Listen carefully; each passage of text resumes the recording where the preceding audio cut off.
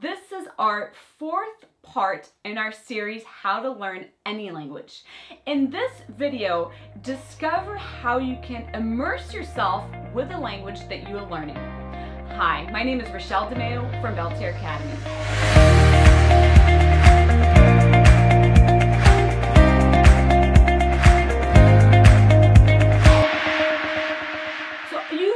That immersing yourself with the language is truly important to learn it, to review it, to use it, and to maintain it. But if you don't live in a country that speaks that language, how do you have that total immersion? Because when you do have the total immersion, you're forced to use it because everything is in that language.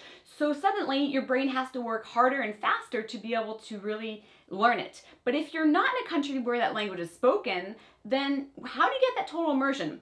Well, I'm here to give you different points on how you can immerse yourself fully in the language regardless of where you live. So diving right in, there is nothing more entertaining than sometimes just sitting down, chilling, and watching a movie, right? So why don't you select a movie that is in that language? You might research authentic movies from that country in their original version, or you might just simply change the audio from possibly English, your native language, to the language that you're learning. So a lot of different places offer even videos, DVDs, or whatnot. You can select the language, or on Netflix, for instance, there's the audio portion, and you can choose the language that you're learning. If you don't see it featured, that's not a big deal. You could possibly put subtitles on in the language or not. With subtitles, it truly depends if it helps you to put the subtitles either in the language that you're learning, your target language, or in your native language, then do so. If it's a source of distraction, don't do it. So you have to pick on that. You can look up different videos, whether you're using a Hulu, Netflix, YouTube. I would recommend, especially like if you're looking through like a YouTube, then to really find the movie in the language that you're learning, you might have to type up the title in the language or look up what that title is called in that language. Do a little Google search first to find it. And when you're typing it in that language, you'll find it in the language that you're learning. Otherwise, you could also use like Amazon Prime. So there are many websites that if you simply figure out where the audio section is, or if you filter it and put like French, then if you're learning French, then you could see all the movies that are suggested. And then you can kind of go per genre that you like to watch. So that is one way. It can also apply to video clips. Maybe you find a show or series that you like. Maybe it's watching actual direct TV from that country. Again, a little bit of this will require research if you don't know where to look or you don't have anybody to tell you. In the courses I provide at Belle Terre Academy, as you know, I give you those resources for French, but depending on the language you're learning, you might have to do a little research to find where you can find different movies in that language that you are learning. Another thing that you can do is to really listen to the language being spoken by listening to podcasts in that language. It can be on any topic. You can find some on Audible, on iTunes, you can find some on YouTube. I'm linking the resources below, but even with YouTube, what I recommend always, if you're even, for instance, you can find like a TED Talk that's in the language. Again, I would recommend that you type it in that language. That makes such a difference when you're looking for authentic resources, and that could be applied for radio stations. Let's say that you are trying to find some good radio stations that you can listen to, whether it's talk shows, whether it's music, whether it's talking about the weather or news, but you're just trying to find stations from the country that speaks the language that you're learning. Well, you might have to, like if I'm looking for Romanian radio stations, I might have to look up how to say in Romanian radio stations. And by looking it up, I'm going to get more in the language, I'm going to get more authentic resources instead of getting something else. So again, a lot of that is the listening portion. A lot of apps you can find. If you find a radio station you like, you could have like the app and have the app that's on your phone. You could listen to it on your computer. You could be doing the dishes and kind of just hearing it. Music also is really important. So you can find music in the language that's being sung in the language. I recommend go with what you already like, what your genre. So like, let's say you're trying to find German hip hop. Well, type up German hip hop. Again, you're looking at you're looking it up in the language, right? So you start finding music that you like that's sung in the language, and you're just listening to it, and it's very subtle, but the words are kind of penetrating, and kind of, you know, you could be cooking and just listening to music that's being sung in that language. And then for cultural purposes, I do recommend you look up what the traditional music is in that country, just even if you like it or don't. Like, I'm not a huge fan of my native French traditional music. However, it is good to know what that's supposed to sound like. You know, you're like, oh yeah. Or if you're listening, like, what's traditional Moroccan music? And then you look that up. So, I mean, that's good for the cultural aspect of it, but I do recommend that as much as possible, you really submerge yourself by listening to podcasts, talk shows, whether it's music, everything that you can possibly listen to in that language. And of course, don't forget audiobooks. Same thing applies. You could even have a CD. You could create a CD with some music in the language, or look up different artists and just buy a CD. I know CDs are old-fashioned. Do you still have a CD player? If you do, this could be an easy way to, in your car, just listening to an audiobook, listen to a podcast, or your own mix of music in the language, or possibly an artist that sings in that language. Those are just little things that you can do to really hear it more.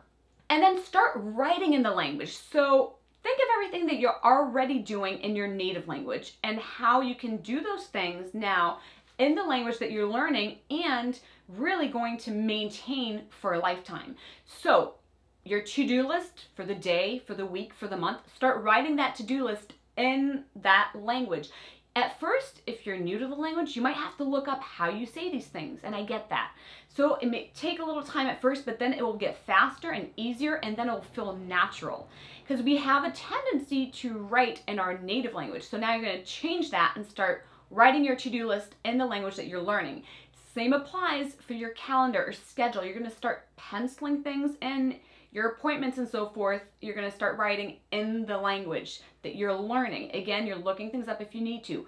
Your grocery lists, same thing. So if you possibly have like a journal of gratitude that you start your day with, that you're writing in the language that you're learning, or possibly at night you have you're kind of closing the day and you're like looking at what you did, and you have kind of this type of diary where you're writing in the language. So exactly the same thing. You're just starting to write in the language and do all the things that you're doing, notes that you're taking, post-it notes, whatever, in the language as much as possible. And at first it may feel weird because your brain's not used to it. Once it becomes a habit, it'll just be normal to you.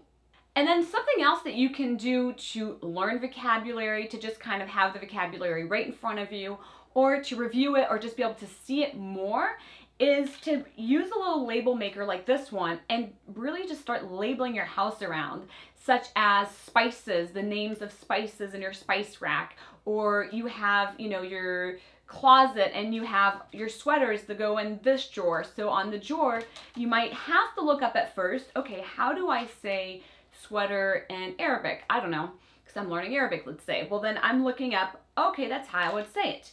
Then I would use my little label maker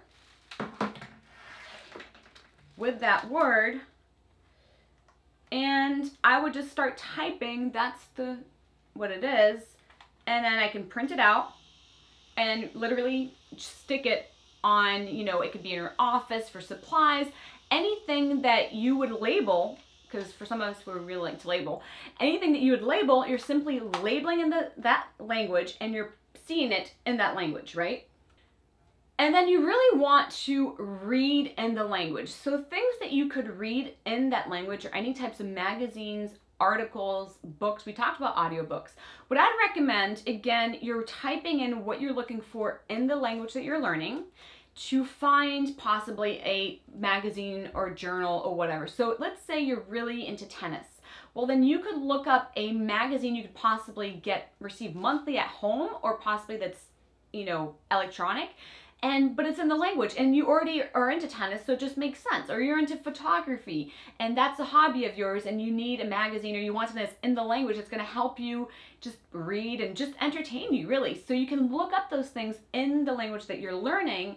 And also think of things like books. If you really like a certain type of book, a certain genre of book, then start reading in that language. Like you're a huge fan of novels. Well, then don't, you know, be reading something else. Read a novel, but that's in that language. And some of these books you can find that are printed and one page is in the language, the target language, and then the other one's in like your native language. And you can kind of compare if you have like a doubt. So that could be another option for you, but you're just researching it. And then anything that you're reading, whether you're looking up news or you're looking up articles that you want to read, or all that, you're just doing in the language. The same would apply for any tutorials that you're looking up on YouTube or anything that you're trying to figure out how to do.